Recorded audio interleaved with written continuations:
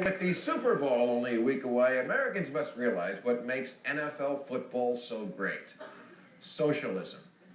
That's right, the NFL takes money from the rich teams and gives it to the poorer ones, just like President Obama wants to do with his secret army of acorn volunteers. Green Bay, Wisconsin has a population of 100,000, yet this sleepy little town on the banks of the Fuck-if-I-Know River has just as much of a chance of making it to the Super Bowl as the New York Jets, who next year need to just shut the hell up and play. Now, me personally, I haven't watched the Super Bowl since 2004 when Janet Jackson's nipple popped out during halftime and that split-second glimpse of an unrestrained black titty burned my eyes.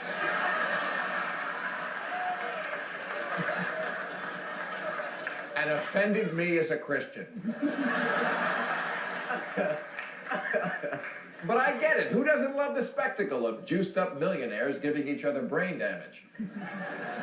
On a giant flat-screen TV with a picture so real it feels like Ben Roethlisberger is in your living room, grabbing your sister. So it's no surprise that some 100 million Americans will watch the Super Bowl next week. That's 40 million more than go to church on Christmas. Suck on that, Jesus. It's also 85 million more than watch the last game of the World Series. And in that is an economic lesson for America. Because football is built on an economic model of fairness and opportunity. And baseball is built on a model where the rich always win and the poor usually have no chance.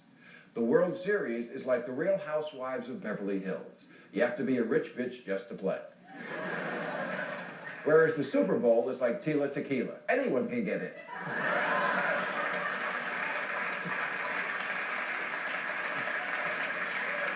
Or to put it another way, football is more like the Democratic philosophy. Democrats don't want to eliminate capitalism or competition, but they would like it if some kids didn't have to go to a crummy school in a rotten neighborhood, while others get to go to a great school, and their dad gets them into Harvard. Because when that happens, achieving the American dream is easy for some and just a fantasy for others. That's why the NFL literally shares the wealth.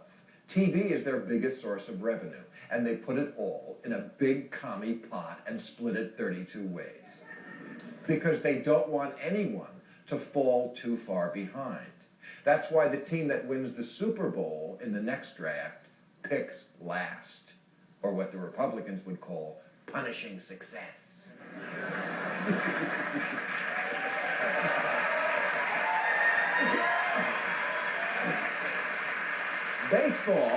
Baseball, on the other hand, is exactly like the Republicans. And I don't just mean it's incredibly boring. I mean their economic theory is every man for himself. The small market Pittsburgh Steelers go to the Super Bowl more than anybody. But the Pittsburgh Pirates? Levi Johnston has sperm that will not grow up and live long enough to see the Pirates in a World Series. Their payroll is 40 million. The Yankees is 206 million. The Pirates have about as much chance as getting to the playoffs as a poor black teenager from Newark has of becoming the CEO of Halliburton. That's why people stop going to Pirate games in May. Because if you're not in the game, you become indifferent to the fate of the game, and maybe even get bitter. That's what's happening to the middle class in America.